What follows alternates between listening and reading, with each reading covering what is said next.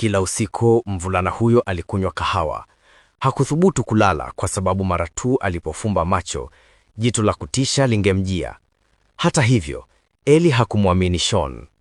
Alimwambia mvulana huyo kwamba walikuwa tayari wamehama kwenda kwenye nyumba mpya na jitu hilo haliwezi kupata eneo hili.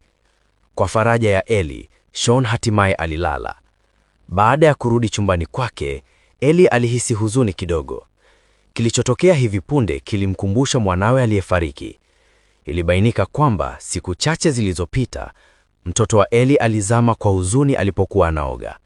Ili kupunguza maumivu ya moyo wake, Eli alimchukua Sean kama mtoto wa kuasili, lakini hata hivyo hakuweza kuacha kumkosa mwanawe.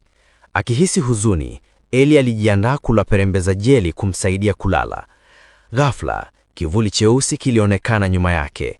Eli aligeuka haraka kuangalia, lakini kivuli kilikuwa kimetoweka. Kisha, mlango wa kabati ukafungwa kwa nguvu na nguvu ya ajabu. Eli alihisi kutotulia kidogo. Alitembea kwa uangalifu kwenda kuangalia. Kivuli hicho kilionekana sawa kabisa na mwanaye aliyekufa. Eli alifuata haraka. Hata hivyo, alipowasha taa ya bafuni, alikuta hakuna mtu ndani. Eli hakutaka kukata tamaa. Alifungua mlango wa chumba cha Sean tena, lakini bado